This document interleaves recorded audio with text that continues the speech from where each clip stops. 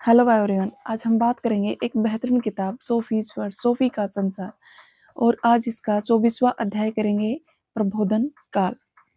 Sophie town में हरमीज के पीछे पीछे जा रही है। एल्बर्टो के हाल में उसे लेबनान का एक और कार्ड मिलता है। इस पर भी 15 जून की तारीख पड़ी थी और हिडले ने तारीखों की प्रणाली को समझना ही शुरू किया था। बस 15 जून से पहली तारीखों वाले कार्ड वे हैं जो उसे पहले ही अपने डैड से मिल चुके हैं, किंतु जो आज की तारीख वाले हैं वे उस तक पहली बार रिंग बाइंडर से होते हुए पहुंच रहे हैं। प्रिय हिडले, अब सोफी दार्शनिक के घर आ रही है।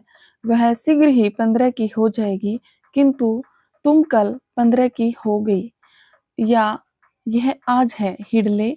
यदि आज है तो फिर देर हो गई है, किंतु हमारी घड़ियां सदैव एक दूसरे से नहीं मिलती। वह अल्बर्टो से इस बात में सहमत थी कि उसका पिता कुछ ज्यादा ही आगे बढ़ रहा था और अपनी तुलना ईश्वर और भाग्य से करा रहा था, किंतु सहमत वह वास्तव में किस से हो रही थी? क्या वह उसका पिता नहीं था जिसने भर्त्सना या आत्म-भर्त्सना के वे शब्द एल्बर्टो के मुंह में रख दिए थे? उसने निर्णय किया कि ईश्वर से तुलना करना तो अत्यंत कोई बड़ा पागलपन नहीं था। उसका पिता सोफी के संसार के लिए सर्वशक्तिमान ईश्वर जैसा ही था। जब तक एल्बर्टो बर्कले तक पहुंचा, हिडले कम से कम उतनी ही अभिभूत थी जितनी सोफी। अब क्या होगा? अनेक प्रकार के संकेत थे कि जैसे ही वह उस दार्शनिक पर पहुंचेगा तो कोई खास चीज घटित होगी। इस दार्शनिक ने मानव चेतना के बाहर किसी प्रकार के भौतिक जगत के अस्तित्व को नकार दिया है। अध्याय एल्बर्टो और सोफी के खिड़की पर खड़े होने से शुरू होता है। वे एक छोटे प्लेन को हैप्पी बर्थडे का लंबा लहराता झंडा लिए उड़ते देखते हैं। उसी समय टाउन पर काले बादल मंडराने लगते हैं। अंत है या नहीं है, पूरा या सारा सवाल नहीं है। सवाल यह भी है कि हम कौन हैं? क्या हम वास्तव में रक्त और मांस के बने हुए मानव प्राणी हैं? क्या तुम्हारी दुनिया यथार्थ चीजों से बनी है, या हम एक मानसिक के घेरे में हैं? इसमें आश्चर्य नहीं कि सोफी अपने नाखून दांत से काटने लगती है। नाखून काटना कभी भी हिटलर की बुरी आदतों में शामिल नहीं था, किंतु इस समय वह समय से बहुत अधिक प्रसन्न नहीं थी। आखिर में सब चीज खुले में आ गई। हमारे लिए, तुम्हारे और मेरे लिए, यह इच्छा या चेतना जो हर चीज में हर चीज का कारण है, हिडले का पिता हो सकती थी। क्या आप कह रहे हैं कि वह हमारे लिए एक प्रकार का ईश्वर है? यदि तुमसे स्पष्ट कहूं तो हाँ। उसे समय पर लज्जित होना चाहिए। स्वयं हिडले कैसी है? वह एक फरिश्ता है सोफी, एक फरिश्ता। हिडले वह है जो इस चेतना की ओर मुड़ती है। लोग प्राकृतिक नियमों की जानकारी में निरंतर आगे बढ़ते जा रहे हैं।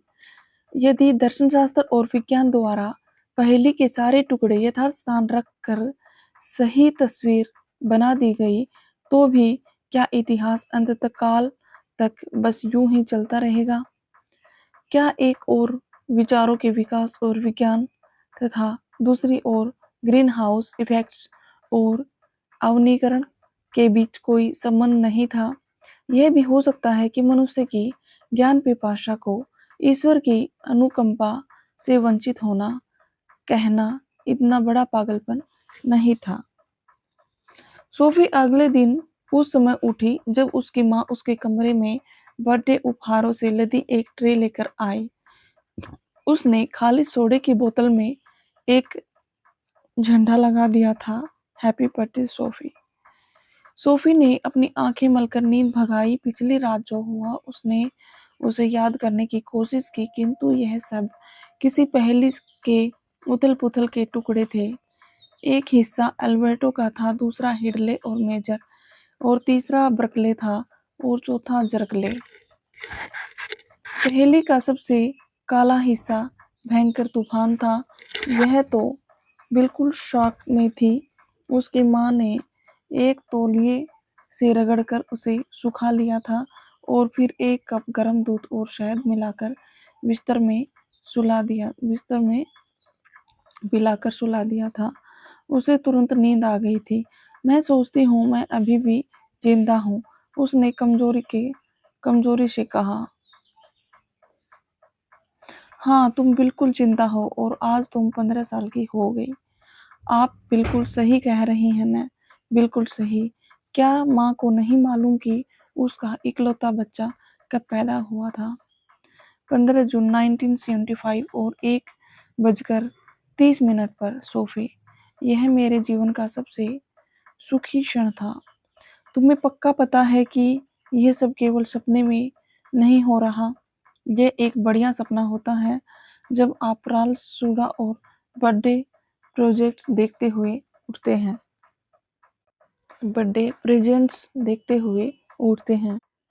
ये सबसे बढ़िया सद्गुण है जो किसी सच्चे दार्शनिक में होता है। मुझे तुम पर अभिमान है। तुमने थोड़े ही से समय में कितना सीख लिया है।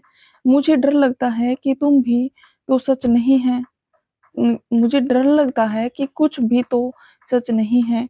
इसे अस्तित्वी आशंका या भय कहते हैं और नियमतः नई चेतना के उदय होने के पूर्व का एक चरण है। मैं सोचती हूँ मुझे इस कोर्स में कुछ अंतराल चाहिए। क्या बाग में इस समय कई मेंढक हैं? सोफी ने हंसना शुरू कर दिया। अल्बर्टो कहता गया, मैं सोचता हूँ कि लगे रहना लगे रहना बेहतर होगा। खैर, हैप्पी बर्थडे। हमें मिड समर ईव तक कोर्स पूरा कर लेना चाहिए। यह हमारे लिए आखिरी मौका है। हमारा आखिरी मौका किस चीज के लिए? तुम आराम से तो बैठी हो ना। हमें इस पर कुछ समय लगना है। तुम समझ रही हो। मैं नीचे बैठ रही हूँ। तुम्हें देकार्त याद है? हाँ, मैं सोचता हूँ, इसलिए मैं हूँ। किंतु इसमें भी एक स्वतः बना अंतर्विरोध है। यदि हम गल्पीय हैं, तब तो हमें किसी भी चीज में विश्वास करने का अधिकार नहीं है। उस सूरत में टेलीफोन पर हमारी यह वार्ता काल्पनिक है और हमारे पास स्वतंत्र इच्छा का छोटा सा भी टुकड़ा नहीं है, क्योंकि यह मेजर है जो हमारे सारे कामों और बातों की योजना बनाता है।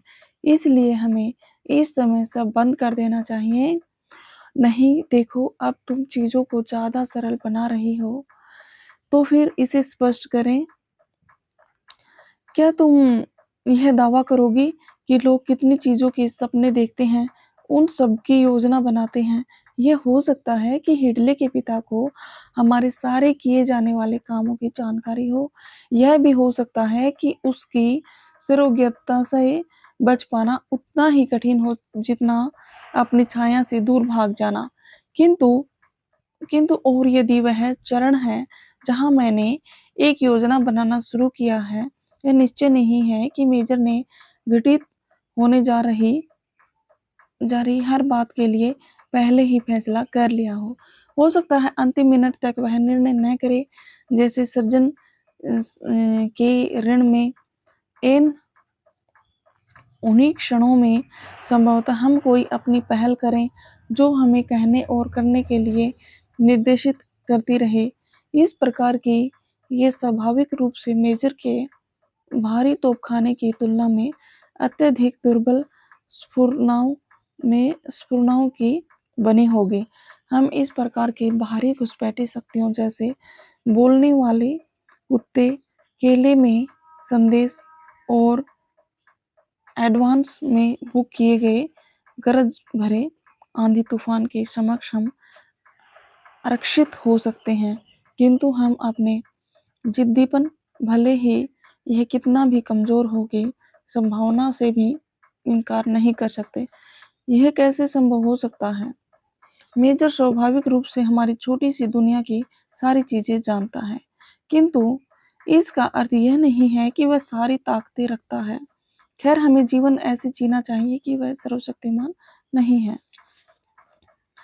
किसने कहा हमारा अस्तित्व नहीं है?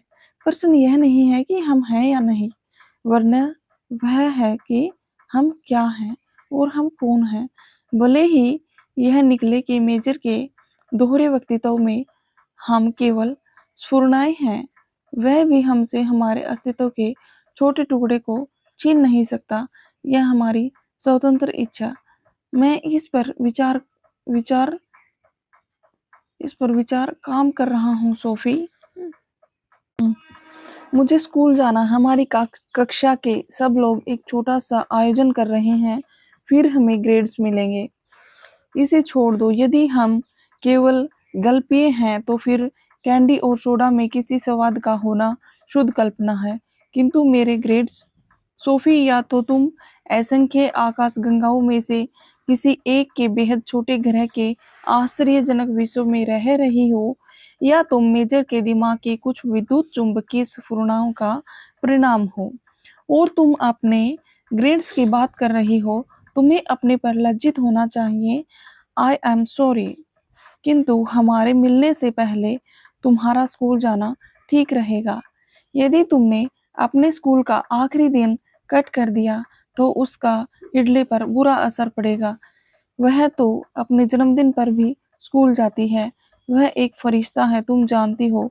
ठीक है, मैं स्कूल से सीधी आऊंगी। हम मेजर के कैबिन में मिल सकते हैं। मेजर का कैबिन। स्कूल में बहुत से लोगों ने सोफी की ओर ध्यान दिया, क्योंकि वह उसका जन्मदिन था।